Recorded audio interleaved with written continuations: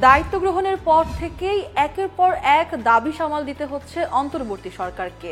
কোনো না কোনো দাবিতে প্রায় প্রতিদিনই সড়ক অবরোধের ঘটনা ঘটছে। সরকার পতনের পর ঘনীভূত হয় সচিবালয় কেন্দ্রিক মিছিল, বিক্ষোভ ও অবরোধের মতো নানা কর্মসূচিও। সর্বশেষ 9 দফা দাবিতে সচিবালয়ে মহাসমাবেশের ডাক দিয়েছে বাংলাদেশ সচিবালয় কর্মকর্তা কর্মচারী সংযুক্ত পরিষদ। প্রশাসনের প্রাণ কেন্দ্রে এ ধরনের কর্মসূচির ডাক দেয়ায় এক ধরনের অস্বস্তি তৈরি হয়েছে সরকারের উচ্চ মহলে। এমনকি এ বিষয়ে বেশিরভাগ কর্মকর্তাই কোনো কথা বলতে চাইছেন না। জনপ্রশাসন মন্ত্রণালয়ের বেশ কয়েকজন উচ্চপদস্থ কর্মকর্তা জানান, সরকার পরিবর্তনের পর কর্মকর্তা ও কর্মচারীদের নানা দাবি নিয়ে সরকার চাপের ভেতর রয়েছে। এর মধ্যে 9 দফা নিয়ে বাড়াবাড়ি হোক, সেটা এ মুহূর্তে কেউই চাচ্ছেন না। এরই মধ্যে বিষয়টি সমাধানের লক্ষ্যে আলোচনা শুরু হয়েছে।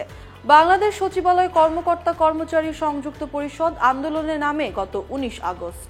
ওই দিন জনপ্রশাসন মন্ত্রণালয় সহ বিভিন্ন দপ্তরে 9 দফা দাবি জানায় এই পরিষদ। তারা জনপ্রশাসন মন্ত্রণালয়ের সিনিয়র সচিব সহ শীর্ষ কর্মকর্তাদের কাছেও দাবি তুলে ধরেন। এরপর আন্দোলনকারীদের পক্ষ থেকে মন্ত্রিপরিষদ সচিবের কাছে 9 দফা দাবি পেশ করা হয়। এছাড়া 30 অক্টোবর জনপ্রশাসন মন্ত্রণালয় ও অর্থ মন্ত্রণালয়ে চিঠিও পাঠান তারা।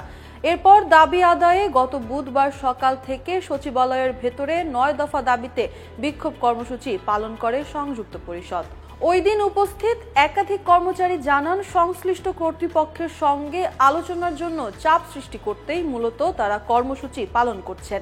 সেদিনের কর্মসূচি ঘিরে সচিবালয়ে নিরাপত্তা ব্যবস্থা জোরদার করা হয়, বন্ধ রাখা হয় সচিবালয়ে প্রবেশের সব পথ।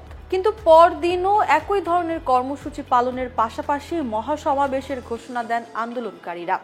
এ বিষয়ে জানতে চাইলে মন্ত্রিপরিষদ সচিব ডক্টর শেখ আব্দুর রশিদ বণিক বার্তাকে বলেন, বিষয়টি জনপ্রশাসন মন্ত্রণালয় দেখছে, সর্বশেষ পরিস্থিতি নিয়ে তারাই বলতে পারবে।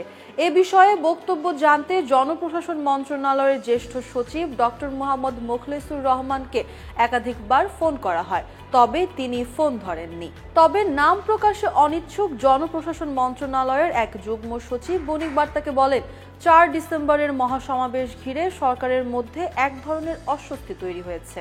এছাড়া দাবি দেওয়া নিয়ে মন্ত্রণালয় এক ধরনের দ্বিধার মধ্যে রয়েছে, কারণ 9 দফার বেশ কয়েকটি দাবি প্রশাসনের কাছে যৌক্তিক মনে হচ্ছে না। জনপ্রশাসন মন্ত্রণালয়ের প্রশাসন অনুবিভাগের অতিরিক্ত সচিব মোহাম্মদ মাহবুবুল আলম বণিক বার্তাকে বলেন, আমি আনুষ্ঠানিকভাবে তাদের দাবি দেওয়া সম্পর্কে অবগত নই, বিস্তারিত জানার পরই এ বিষয়ে বলতে পারবো। একই ধরনের বক্তব্য দেন মন্ত্রণালয়ের প্রশাসন অধিশাখার যুগ্ম সচিব মোহাম্মদ তৌফিক ইমাম। বণিক বার্তাকে তিনি বলেন, আমি বিভিন্ন সংবাদ মাধ্যম সূত্রে বিষয়টি সম্পর্কে জেনেছি, আনুষ্ঠানিকভাবে এই মুহূর্তে কিছু বলতে পারবো না।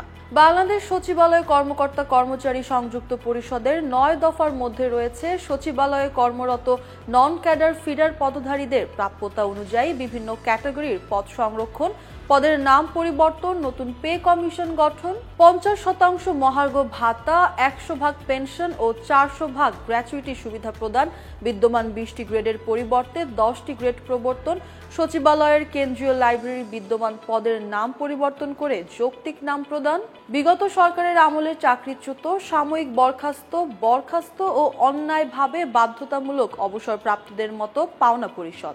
এ বিষয়ে সচিবালয় কর্মকর্তা কর্মচারী সংযুক্ত পরিষদের সভাপতি মোহাম্মদ বাদিউল কবির বণিক বার্তাকে বলেন, 9 দফা দাবি আদায়ে আমরা আগামী 4 ডিসেম্বর পর্যন্ত দেখব। তার আগে ঘোষিত দাবি পূরণের বিষয়ে পদক্ষেপ নেওয়া না হলে ওই দিন মহাসমাবেশ কর্মসূচি পালন করা হবে।